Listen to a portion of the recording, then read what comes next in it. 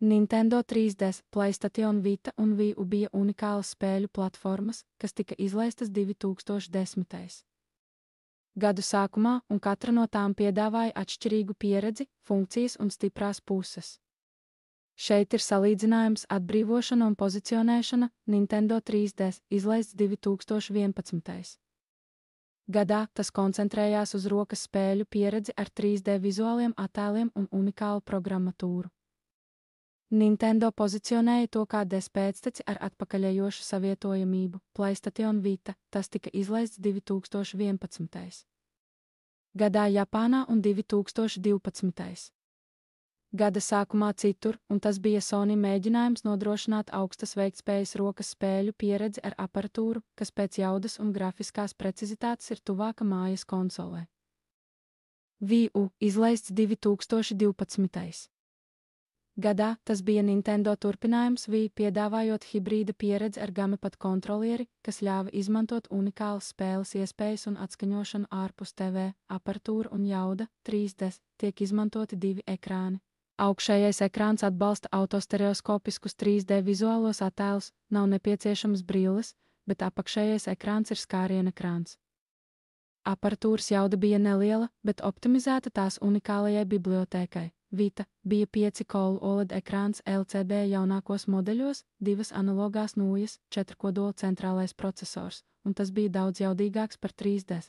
Pēc jaudas tuvāk PlayStation 3. Tas piedāvāja gandrīz konsoles pieredzi. Uz rokas Wii U tika izmantots pielāgots 3 kodola centrālais procesors ar atsevišķu GPU. Lai gan salīdzinājumā ar PlayStation 4 un Xbox One tas ir nepietiekams, tas piedāvāja HD grafiku un unikālu gamepad ar 6,2 colu skārienekrānu sekundārai spēlei. Vadības ierīces un funkcijas 3C aprīkots ar cirkli pad, analogais slīdnis, pad un skārienekrāns ar žiroskopu iespējām. Divi ekrāni ļāva izstrādātājiem ieviest jauninājumus ar 2 perspektīvām. Vita nodrošināti 2 analogie spieķi, kapacitīvs skārienekrāns, aizmugurējais skārienpanelis un siksekses kustības sensori. Šīs opcijas nodrošināja dažādas vadības iespējas, sākot no tradicionālajām spēlēm un beidzot ar pieskārienu miedarbībām. Wii U gamepad piedāvāja 2 analogās nūjas, skārienekrānu un kustības vadīklas, kā arī atbalstu vietālvadības pultīm un pro kontrolieriem. Gamepad ļāva spēlēt 2 ekrānos vai spēlēt ārpus TV. Spēļu bibliotēka 3DS pazīstama ar plašo Nintendo ekskluzīvu bibliotēku, piemēram, Super Mario 3D Land, Animal Crossing, New Leaf, The Legend of Zelda, A Link Between Worlds un spēcīgu IRP un neatkarīgo spēļu atbalstu. Vita. Lai gan tas sākās ar A nosaukumiem, piemēram, Uncharted, Golden Abyss un Killzone, Mercenary, vēlāk tas kļuva par platformu indie spēlēm un japāņu RPG, Persona 4 Golden, Danganronpa. Sony atbalsta trūkums izraisīja mazāk liela budžeta izlaidumu. Wii U bija spēcīga ekskluzīva bibliotēka, piemēram, Super Mario 3D World, Splatoon, Mario Kart 8 un The Legend of Zelda, The Wind Waker HD.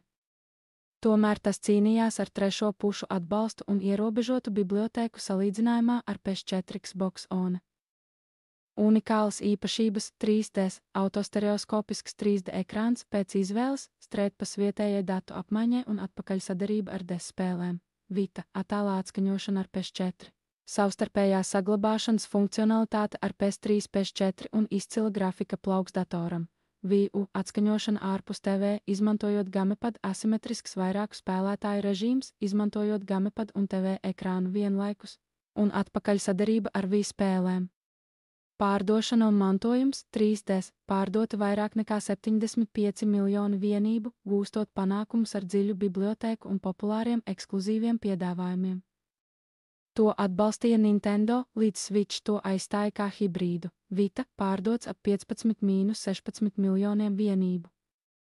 Tā nišas pievilcība saglabāja to dzīvu Japānā un ar neatkarīgo trešās puses atbalstu, taču Sony ātri pievērsās PS4, Wii U pārdoti aptuveni 13,5 miljonu vienību, kļūstot par vienu no Nintendo neveiksmīgākajām konsolēm.